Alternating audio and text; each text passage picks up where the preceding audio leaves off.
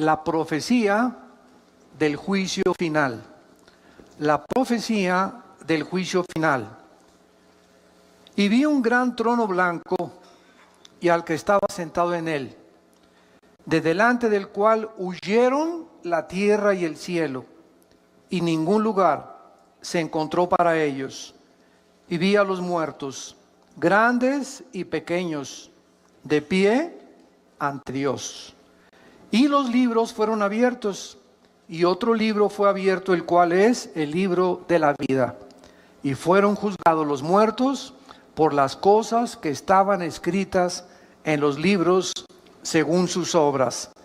Y el mar entregó los muertos que había en él, y la muerte y el Hades entregaron los muertos que había en ellos, y fueron juzgados cada uno según sus obras.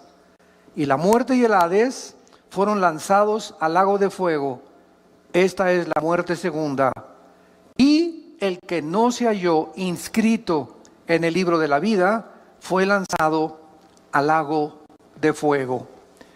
Esta profecía y este último evento de todo el programa profético de Dios se llama el juicio del gran trono blanco. Con este evento termina, esto es muy importante para todos ustedes, los estudiantes de escatología o de profecía, el juicio del gran trono blanco, que también se llama el juicio final, porque es el último de los juicios que Dios va a llevar a cabo. Y en este juicio van a estar únicamente los no creyentes, los no salvos, todas aquellas millones de personas que rechazaron el evangelio de la gracia de Dios estarán en este juicio. Y después de este juicio entramos al reino eterno de Dios. Este juicio va a ser después del reino milenial. Entonces les voy a dar un panorama rapidísimo para que nos podamos ubicar. Ahorita nos encontramos en este periodo de 2000 años que se llama también la época de la iglesia. Son 2000 años aproximadamente que están a punto ya de terminar. El próximo evento ahorita es el arrebatamiento de la iglesia. Somos sacados millones de personas desde Pentecostés hasta nuestros días del mundo. Porque en el arrebatamiento no se van a ir los santos antes de la cruz. O sea, de Adán hasta la cruz de Cristo son los santos del Antiguo Testamento. Ellos van a resucitar hasta después en la segunda venida de Cristo. Entonces, en el arrebatamiento es del Pentecostés, Hechos capítulo 2, hasta que Jesús venga por nosotros, solamente los que estamos en Cristo. El arrebatamiento es para la iglesia. La iglesia no existía en el Antiguo Testamento. Síganme con mucho cuidado. Entonces, en el arrebatamiento la iglesia es arrebatada o sacada del mundo, y después del arrebatamiento sigue un periodo de 7 años que se conoce como la 70 semana de Daniel. Daniel 9, 24 al 27 se profetizó que la última semana o los últimos 7 años Dios terminaría o culminaría su programa con Israel.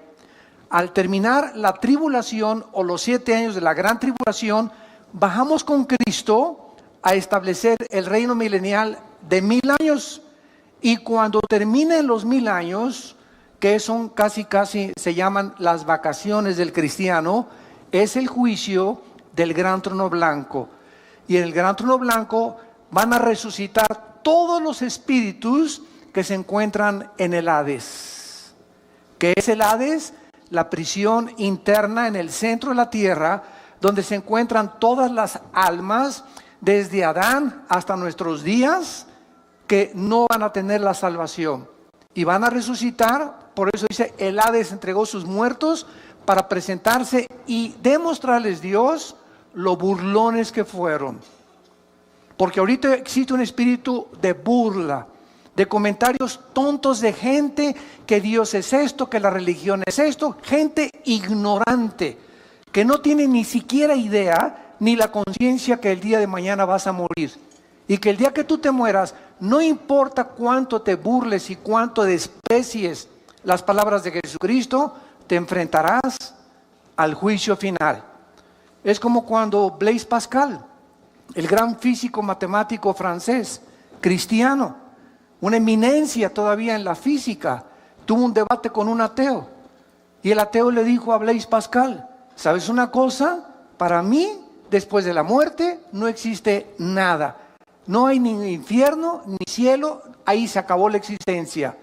Y Pascal le dijo: pues sabes una cosa, que yo opino lo contrario a ti. Un hombre llamado Jesucristo vino y murió en una cruz y resucitó de los muertos, y la resurrección de Jesucristo transformó el imperio romano. Pero déjame decirte una cosa, le dice Pascal al ateo: ya sea que si tú tienes razón, yo no pierdo nada. Pero si yo tengo razón y Jesús realmente resucitó de los muertos, ¿qué amolada te vas a llevar?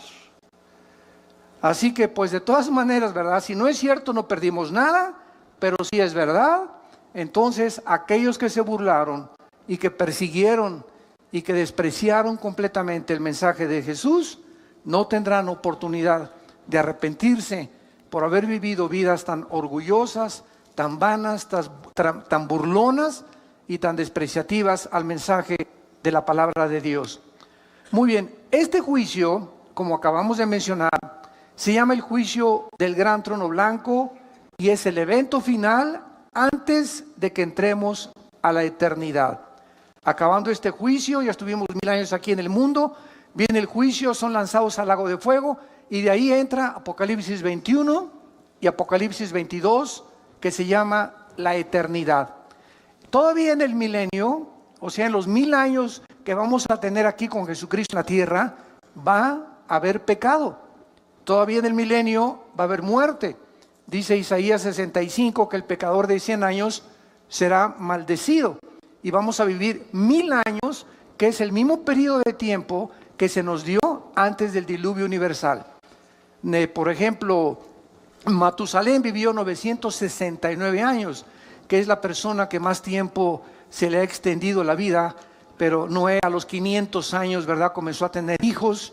Entonces todo ese lapso de tiempo y de vida se detuvo después del diluvio por la maldad humana. Si con los 80 años que Dios nos da de vida, 70 años, miren nada más a dónde hemos llevado el mundo. Estamos al borde de una tercera guerra mundial. Imagínense que se nos dieran 500 años, ya nos hubiéramos acabado desde hace muchos siglos. Entonces el hecho que Dios haya reducido el lapso de la vida humana fue un acto de la misericordia de Dios para poder perpetuar más la vida de los seres humanos. Muy bien, vamos a ver en primer lugar en este juicio quiénes van a ser los participantes. Dice el versículo 11: vi un gran trono blanco y al que estaba sentado en él, de delante del cual huyeron la tierra y el cielo, y ningún lugar se encontró para ellos. Y el versículo 12 dice la Biblia que el apóstol Juan vio. ¿A quiénes vio? A los muertos, grandes y pequeños. Esto no se habla los que medían 1,90 de estatura y los que medían 1,50 de estatura. Aquí no tiene que ver la estatura. Grandes y pequeños se refiere a las clases sociales, reyes, príncipes de la realeza, los peroration, como decimos en México, ¿verdad? Y también los indígenas y las de las clases más bajas, porque tanto los que están hasta arriba como los que están hasta abajo, muchos de ellos rechazaron a Jesús. Entonces Juan vio que estaban todos ellos, y vean ustedes lo que dice, de pie ante Dios. Entonces en este juicio vamos a ver que en primer lugar estarán todas aquellas personas que rechazaron el evangelio de Jesucristo. Si vemos rápidamente en Juan capítulo 5, versículo 25 en adelante, que Jesús dijo cuando estaba en el mundo: de cierto les digo, viene la hora, y ahora es, cuando los muertos oirán la voz del Hijo de Dios, y los que la oyeren vivirán. Porque como el Padre tiene vida en sí mismo, así también ha dado al Hijo el tener vida en sí mismo. Y también le dio autoridad de hacer juicio, por cuanto es el Hijo del Hombre. En este juicio estará aquel que hace 2000 años murió en una cruz. En medio de dos ladrones, en medio de las burlas de la gente, en medio de las burlas de los griegos, de los filósofos, en medio de las burlas de los religiosos, en medio de todo ese cúmulo de personas que Él había sanado, había librado de los demonios, y sin embargo, esos que 8 días antes le dijeron, Hosana el que viene en el nombre del Hijo de David, en el Domingo de Ramos, 8 días después le estaban poniendo clavos en las manos. Entonces Jesús se estará en este juicio, y entonces Él será, ¿verdad?, el testigo más grande en el universo de que las personas que van a ser llamadas a enfrentarse a este juicio no tendrán la oportunidad, porque están, dice la Biblia, de pie. Aquí ya nadie se va a hincar, aquí ya nadie tendrá la oportunidad de decirle, Señor, ten misericordia, perdóname, ahora sí, Jesucito lindo, mi dulce compañía en el Padre, ya no podrás sacar tu estapita de San Judas Tadeo tampoco, ni de San Cristóbal, no vas a poder invocar a la monja, ni al Papa, ni a Abraham, ni a nadie. Será demasiado tarde. En este juicio no hay gracia, en este juicio no hay misericordia, en este juicio se terminó completamente la bondad que Dios ha manifestado, y por eso se llama la época que vivimos, la época de gracia. Porque es la oportunidad que Dios nos da de venir a la cruz. No es cuando nosotros querramos, es cuando oyes su voz, no te endurezcas. Esta es la tragedia del ser humano. Pues yo me voy a convertir cuando tenga 40 años. O después de que ya tenga los 5 millones que estoy tratando de tener en mi negocio, voy a ir a la iglesia. O tal vez cuando vaya en la ambulancia y ahí en la camilla le diga, Jesucito, perdóname de todos mis pecados. O cuando ya esté en el quirófano y antes de que me intervengan quirúrgicamente, le voy a pedir perdón a Dios. Dice la Biblia, Dios no puede ser burlado. Es cuando Él te habla, como en estos tiempos que es la Biblia la que te está hablando a través del Espíritu Santo, es cuando tú debes de responder. Y cuando la Biblia te usa la palabra de Dios para llamarte al arrepentimiento, y tú no lo haces y lo dejas para en la tarde, o lo dejas para mañana, o lo voy a pensar dentro de 4 o 5 días, la Biblia dice que el corazón se endurece. Y llega un momento en que estás tan endurecido en tu corazón que ya la palabra de Dios no tiene efecto en tu vida ni en tu alma. Y es completamente irregular que tú puedas pensar, o estás completamente equivocado que te puedes arrepentir. Cuando oigas su voz, no lo rechaces, no te endurezcas, porque el corazón se endurece muy fácilmente. En este juicio entonces van a estar los no creyentes. Nosotros no vamos a estar ahí. ¿Por qué? Porque nosotros, cuando recibimos a Jesucristo como Salvador y Señor, Él en la cruz ya pagó, ¿qué cosa? Pagó la culpa que nosotros ya no tenemos que pagar. Esto es por eso se llama la época de la gracia. El justo muere por los injustos.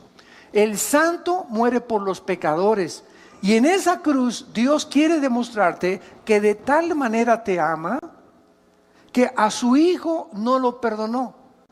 Casi 2000 años antes de la cruz había un hombre llamado Abraham, y llegó al monte Moriah, que es el mismo monte donde murió Jesús.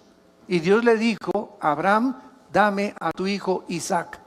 Y cuando Abraham levantó el cuchillo para matar a Isaac, se oyó una voz que decía, ahora veo que temes a Dios, por cuanto no me negaste entregarme a tu hijo.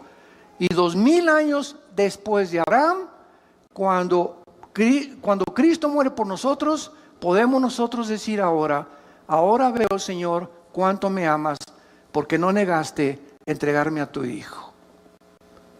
Abraham y Isaac fueron salvados. Dios no salvó a su hijo Jesucristo. Le salvó la vida a Isaac, pero no se la salvó a su hijo Jesucristo, porque de tal manera Dios nos ha amado que Él entregó a su hijo en nuestro lugar, y nosotros por sus llagas hemos sido completamente sanados. Entonces, cuando una persona recibe a Jesucristo, Dios lo declara justo. Se llama la justificación. La justificación nos libra completamente de la condenación eterna. Después de la justificación viene la santificación, que es el proceso a través del cual estamos siendo librados del poder del pecado. Y después viene la santificación, donde seremos libres del poder del pecado cuando resucitemos. A ver si lo pueden apuntar. Justificación, santificación, glorificación. Son las tres etapas de la salvación. Justificación, fuimos libres de la condenación del pecado. Romanos 8:1, el que está en Cristo, nueva criatura es, ninguna condenación hay para el que está en Cristo Jesús. Esta es la justificación.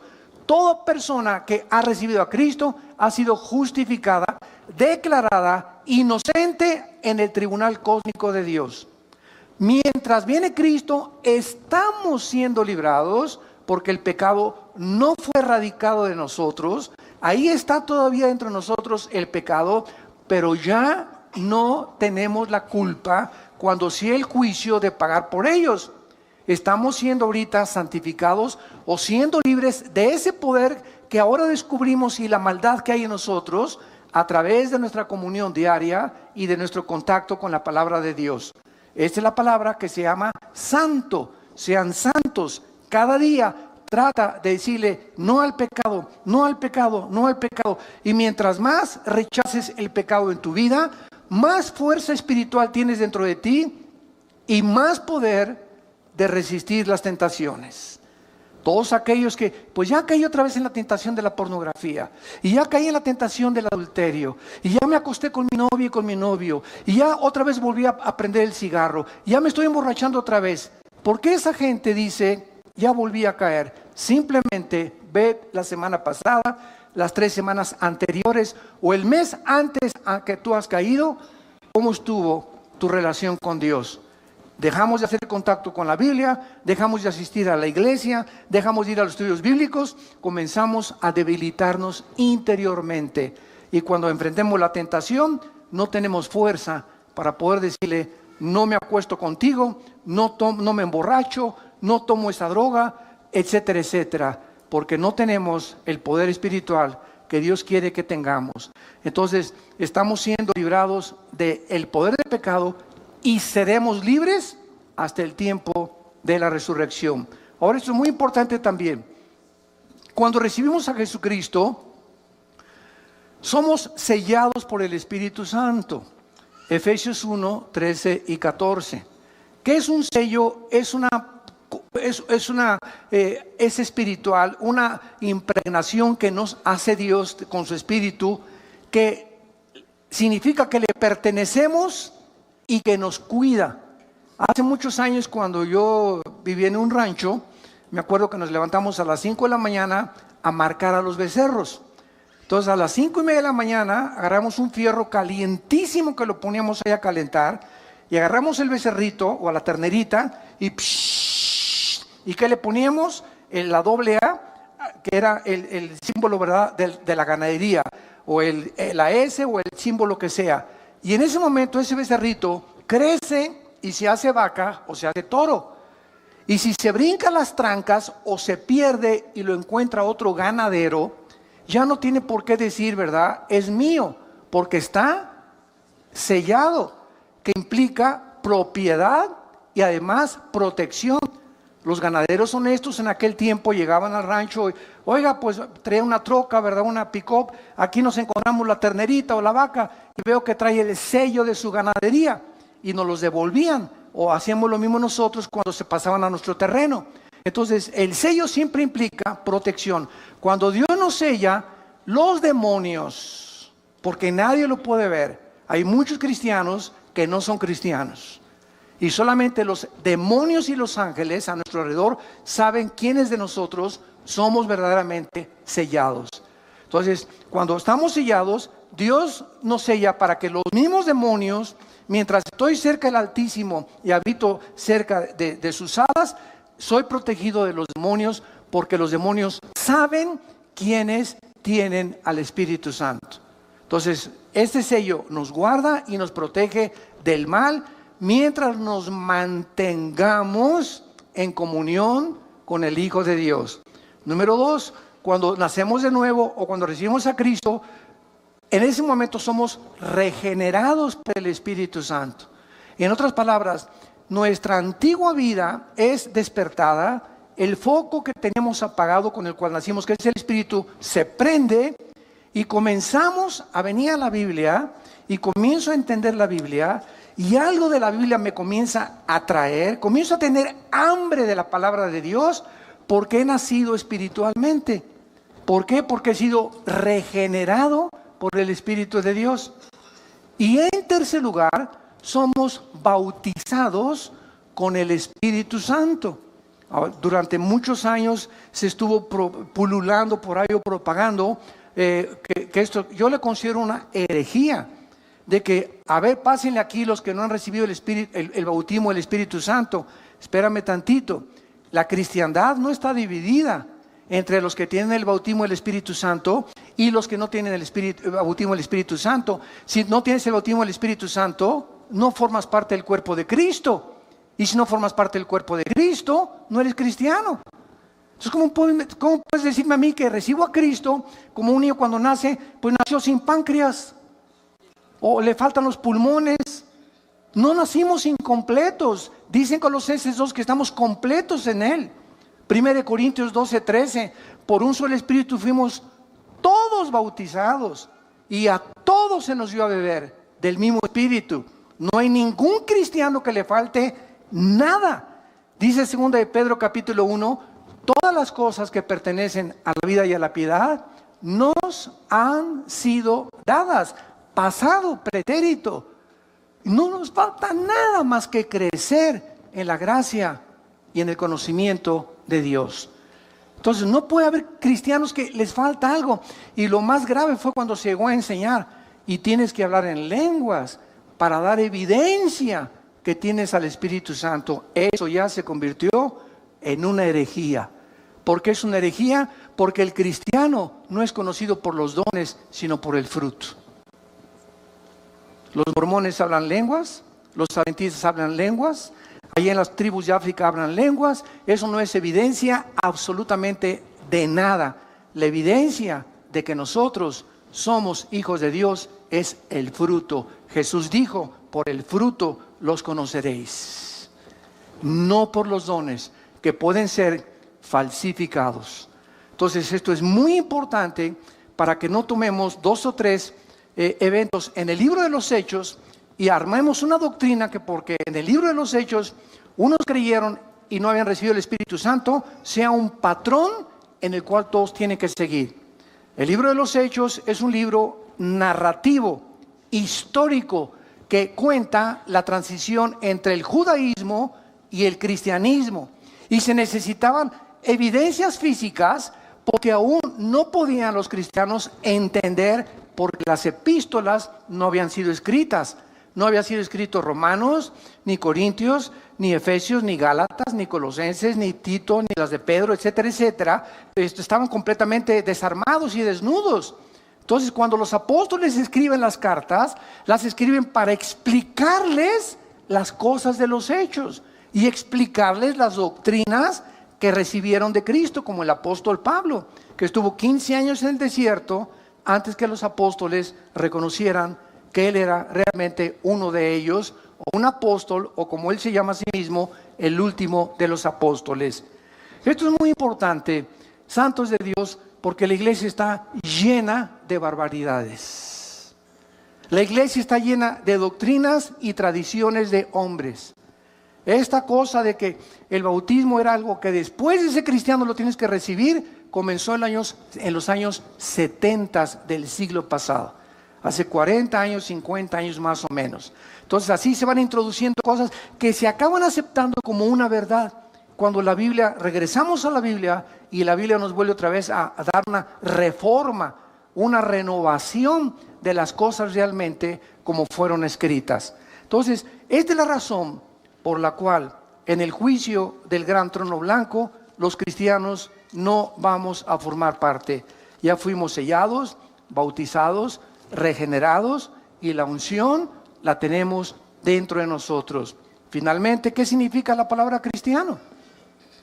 Como una vez me preguntaron en una entrevista por televisión, ¿usted por qué no cree en el bautismo del Espíritu Santo? Si no lo creyera, no fuera cristiano. ¿Por qué? Porque dice 1 Juan capítulo 2, 21 en adelante, que la unción, ¿qué es la unción? El Espíritu Santo. ¿Sabe lo que significa la palabra cristianos o cristiano? Cristos, ungido. Anos, pequeño. ¿Quién es un cristiano? Una persona pequeña, ungida. Una persona que no importa el color de su piel, lo alto, lo grande, la condición cultural, es una persona que tiene la presencia del Espíritu Santo. Si tú no tienes la presencia del Espíritu Santo, puedes ser católico, evangélico, venir a vida nueva, bautizado, remojado, revolcado, como le quieras llamar, mormón, testigo de Jehová, ciencia cristiana. Ninguna iglesia nos hace cristianos. Nos hace cristianos el bautismo del Espíritu Santo. Y la palabra bautismo, ¿qué significa? La palabra bautismo significa identificar, amalgar, hacer uno con otra persona. Entonces, cuando recibimos a Cristo, el Espíritu Santo nos une al cuerpo de Cristo, nos amalga, nos funde, nos identifica, y en ese momento somos parte de su cuerpo, de sus huesos y de su carne, y Él es la cabeza.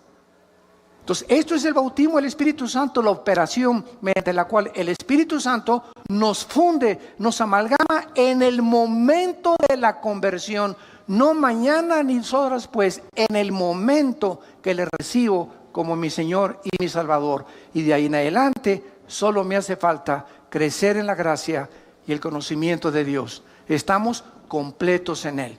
No hay cristianos que tengan algo y cristianos que no tengan algo. O somos completamente cristianos por la presencia del Espíritu Santo y formar parte del cuerpo de Cristo, o no somos cristianos. Tan sencillo como es. Ahora, muy bien, pasemos en segundo lugar. ¿Cuáles son los propósitos de Dios para este juicio?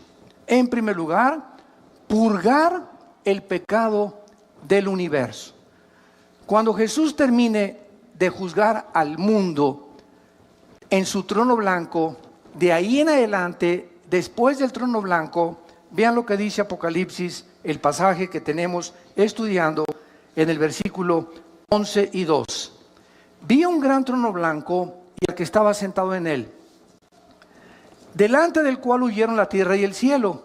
Ningún lugar se encontró para ellos. Vean ustedes que es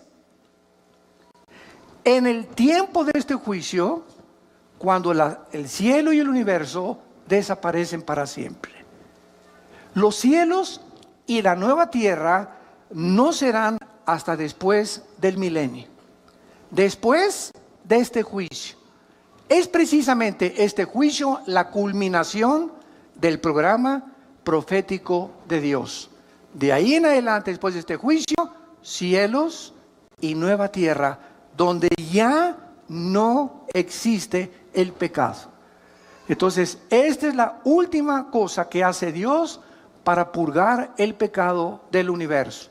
Y en este juicio estarán ahí todos los creyentes, todos los no creyentes, y verán el mundo que amaron, donde quisieron establecer sus propiedades, la fama, el éxito, la popularidad, ese mundo que pasa, que es vano, que es incierto, que es temporal, ese mundo donde ellos creían que podían triunfar, o donde pusieron toda su esperanza y toda su herencia, así, ¡puf!, desaparecerá con todo el universo alrededor. Por eso la Biblia nos manda en 1 Juan, versículo 2, 15 al 17, amados míos, no améis al mundo. No se contradice con que de tal manera amó Dios al mundo. Vemos aparentes contradicciones en la Biblia. Fue una muy buena pregunta que me hicieron. Oiga, ¿por qué dicen Juan 3:16, de tal manera amó Dios al mundo? Y 1 Juan 2, 15 al 17, no améis al mundo. Juan, el Evangelio de Juan capítulo 16 también, el mundo os aborrecerá. Entonces tenemos que entender claramente que cuando dice de tal manera amó Dios al mundo, se refiere a las personas. Y cuando dice la Biblia, no améis al mundo, se refiere a lo que Satanás le ofreció a Cristo.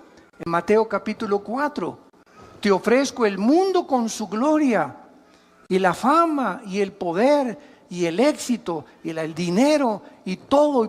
Tú no importa sobre quién pases, si quieres llegar a la cima y ser presidente o diputado, o tener una compañía, o ser el mejor deportista, o el mejor cantante. ¿Sabes una cosa? Que no te importe nada. Vende tu alma al diablo. Acepte el dinero que te estoy dando. El éxito y la popularidad que te voy a dar es lo que tú necesitas. Eso es el mundo. Los deseos de la carne, los deseos de los ojos y la vanagloria de la vida. Lo que el mundo nos quiere ofrecer es lo que nos manda Cristo, que no amemos.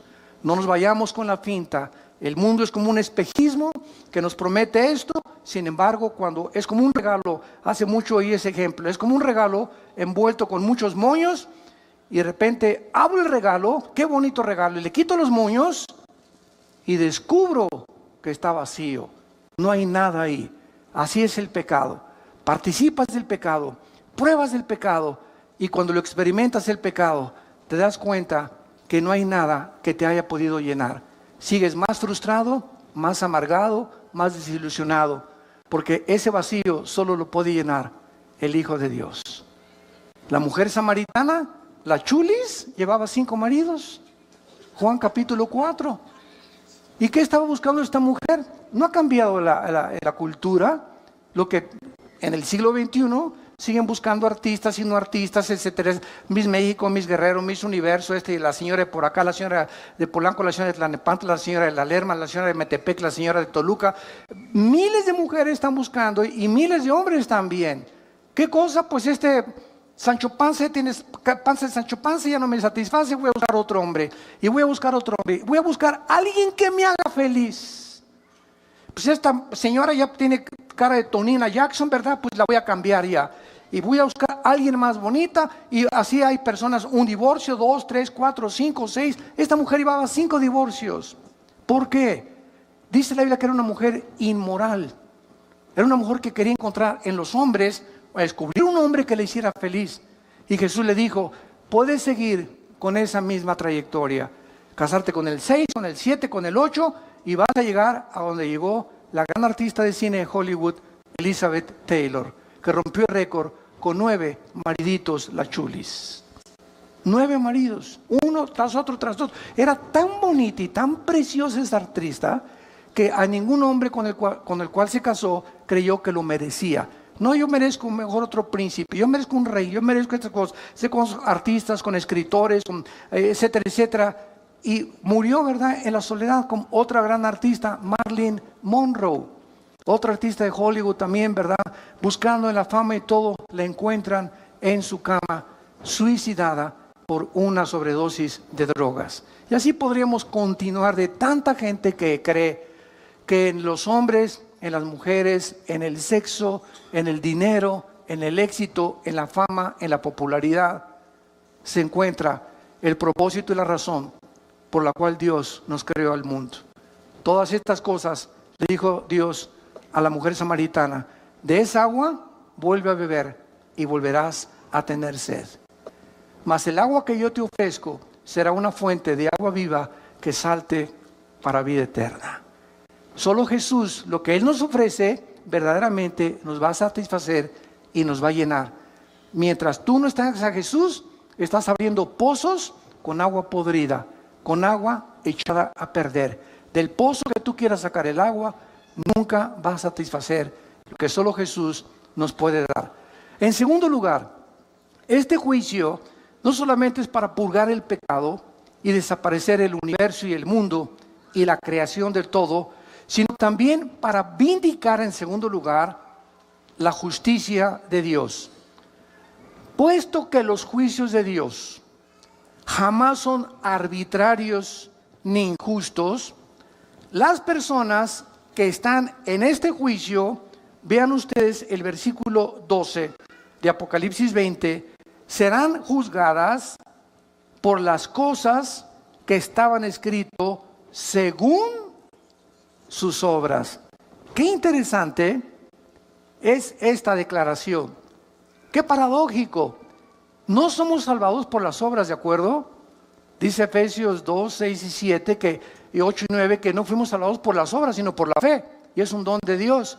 Pero cuando tú te mueras, tus obras que no te salvaron serán usadas para juzgarte. Qué irónico. Mientras somos salvados no son por las obras, pero cuando mueras, las mismas obras que no te pudieron salvar serán usadas para tu juicio final.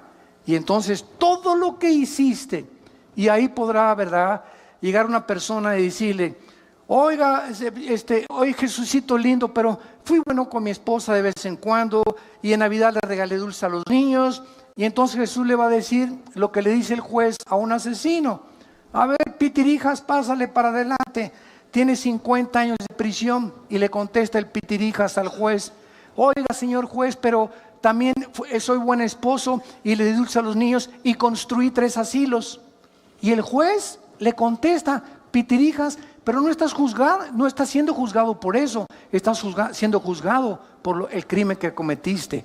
Las buenas obras que tú hiciste no te son tomadas en cuenta. Estás siendo juzgado no por lo que hiciste bueno, sino por lo que dejaste hacer al matar a una persona.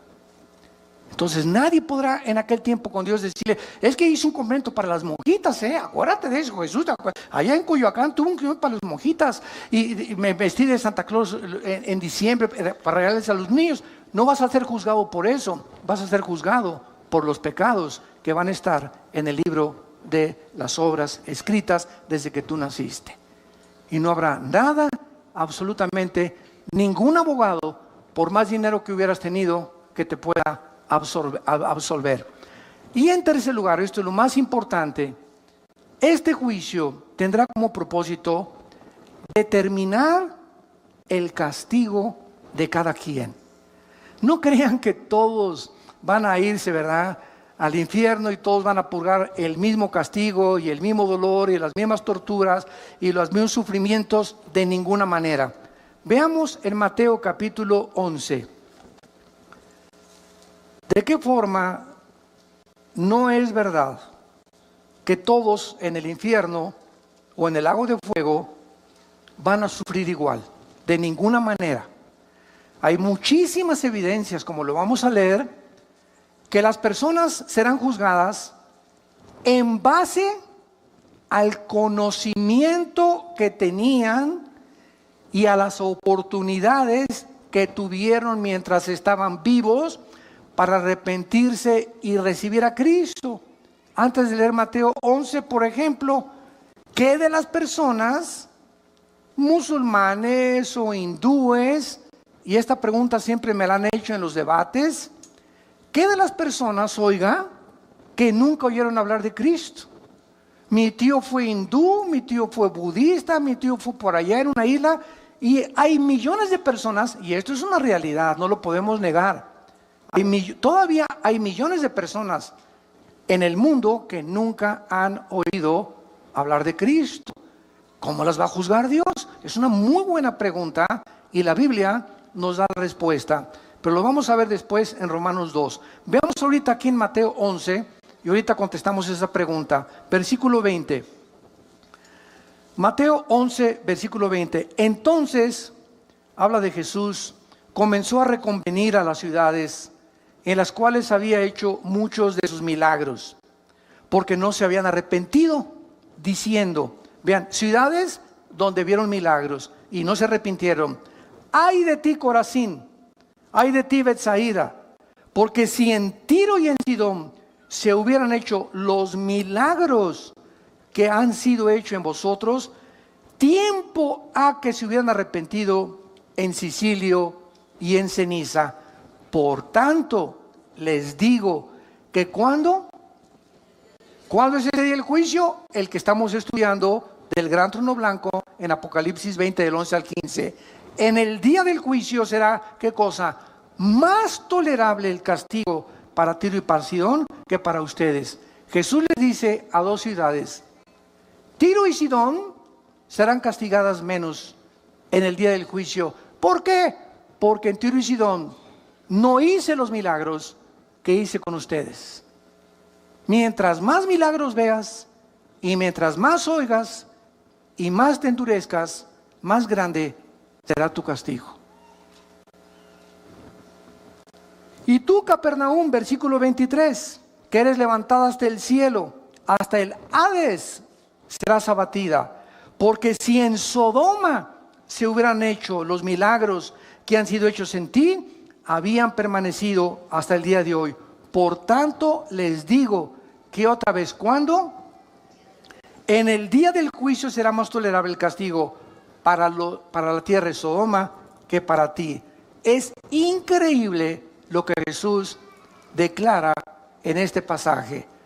Los sodomitas, que eran homosexuales, recibirán mucho menos castigo que los habitantes de Capernaum.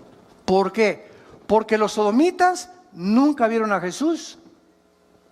En Sodoma no había Biblia, en Sodoma no había predicadores, pero en Capernaum vieron al Hijo de Dios predicar la palabra de Dios y hacer milagros, y con todo y esto lo rechazaron. Entonces, Dios es un Dios justo, no puede castigar a aquel a quien le haya dado más evidencias de la existencia de Dios, de aquellos que nunca han tenido la evidencia de que Dios existe, más que desde luego en el universo. Y vamos a ver la respuesta que nos quedó pendiente de qué será de todas aquellas personas que realmente nunca conocieron a Dios. A esas personas, lo voy a contar ahorita, vean Romanos capítulo 2, vamos para allá. Esas personas yo siempre les digo, mira, no te preocupes por Chencho y por Chencha y por Pancho y por Pancha.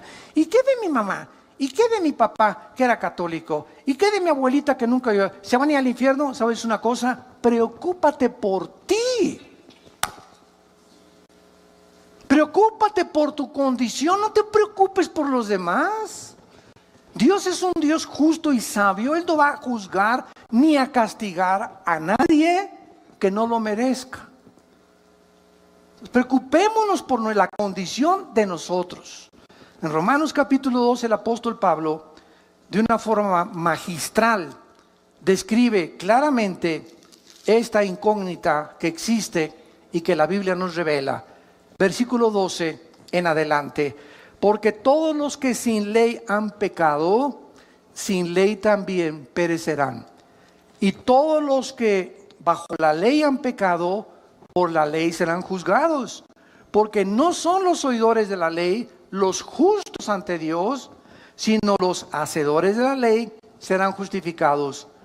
Porque cuando los gentiles que no tienen ley hacen por naturaleza lo que es de la ley, estos, aunque no tengan ley, son ley para sí mismos, mostrando la obra de la ley escrita en sus corazones, dando testimonio su conciencia y acusándoles o defendiéndoles sus razonamientos en el día en que Dios juzgará por Jesucristo los secretos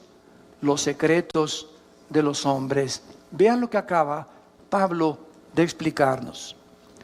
Nada más hay dos tipos de personas que han nacido en este mundo. Los que hemos tenido el privilegio, y acordémonos que después del privilegio vienen las responsabilidades, ¿verdad? Los que tenemos la oportunidad de haber tenido padres cristianos, o ustedes que tienen padres cristianos, o todos los que han asistido a las iglesias cristianas en el mundo entero y han oído la palabra de Dios. Por todo lo que has oído vas a ser juzgado. Por todo lo que tú has oído vas a ser juzgado. Y hay otras personas que no tienen Biblia, que nunca se les predicó. Estas personas que nunca tuvieron la oportunidad de oír lo que tú y yo hemos escuchado, es lógico que si Dios es justo, va a juzgar al que mucho se le da, mucho se le pedirá. Entonces, a nosotros que vivimos bajo la ley de Dios y conocimos la ley de Dios y conocimos el evangelio de su gracia, nos va a pedir 50 veces más que las personas que jamás oyeron de Dios ni de Cristo. Muy bien, ¿qué parámetro va a usar Dios con estas personas que nunca tuvieron Biblia ni oyeron de Cristo sus conciencias. ¿Qué es la conciencia? Con dentro, ciencia, conocimiento. Es un conocimiento interno que los aztecas, los chichimecas, los náhuatls, los aucas en el Ecuador y las tribus que tú me quieras mencionar en el mundo entero, por más salvajes desde que comenzó la humanidad y por más alejados de cualquier civilización, todos los seres humanos sabemos que matar es mal. En cualquier tribu de salvajes sabemos que una muchacha no se la robas a la otra familia, ni violas a una muchacha sin que te cueste, como las tribus en Estados Unidos mataban a los que se llevaban a las muchachas, y nunca las tribus africanas entregan a sus hijas que no son vírgenes al matrimonio. Ni tampoco ningún jefe de ninguna tribu se mete con la esposa del otro jefe de la tribu. Algo hay en la conciencia que tenemos ya los seres humanos desde que nacimos, porque no somos yeguas ni caballos no capados, ni caballos que relinchan por las mujeres como los caballos lo hacen cuando entran en su celo. Tenemos un control, somos agentes morales, no somos animales y vamos a ser juzgados. Si nunca oí la Biblia, pues Dios me va a juzgar cómo respondí a esa conciencia. Ahora, ¿cómo respondió a esa conciencia? Es un secreto. Porque nadie podrá saber si tu abuelita tenía por ahí su rabo verde, o si tu abuelito, que fue el jefe de la iglesia y ante el mundo un héroe y un cantante y un grande escritor y un grande político, y a su entierro fueron 10,000 personas, o ese artista fueron 10,000 personas y lo veneraron en Bellas Artes. Nadie sabe en la intimidad quién era esa persona más que Dios. Por lo tanto, no podemos juzgar. Por eso Jesús dijo: no juzguéis para que no seáis juzgados. No podemos emitir un juicio condenatorio o un juicio de liberación. No, esa persona debe estar en el cielo porque le regaló todo a los niños pobres y sus canciones eran todas las canciones de Navidad. No podemos tener ese concepto. Por eso dice los secretos. Todos tienen un closet donde tienen colgado un esqueleto. Y la vida privada de las personas, si es hecha pública, la mayor parte de los seres humanos nos avergonzaríamos de ver nuestra vida privada. Pero cuando venimos a Cristo, ya no puede existir esa vida privada. Ya no puede ser uno en tu casa y otro con tus amigos y otro en la intimidad. Sí, mi amor, te quiero con cuernos de oro y hago así cada vez que te veo. Y tienes un amante y robas y extorsionas y traficas, etcétera, etcétera, porque tienes 2, 3 clases de vida, y esas son las que solo Dios conoce. Por esas vidas escondidas serán juzgados las personas que nunca oyeron hablar de Cristo. Entonces cada quien va a tener el castigo que merece según su conciencia si nunca hablaron de Cristo. Ahora vean también en Marcos capítulo 12, en penúltimo lugar, Marcos capítulo 12, versículo 38 al 40, estas verdades que Jesucristo continúa confirmándolas. Dice Marcos 12, 38 al 40, y les decía en su doctrina: guardaos de los escribas, o sea, de los religiosos, que gustan de andar con largas ropas y aman las salutaciones en las plazas y las primeras sillas en las sinagogas y los primeros asientos en las cenas, que devoran las casas de las viudas y por pretexto hacen largas oraciones.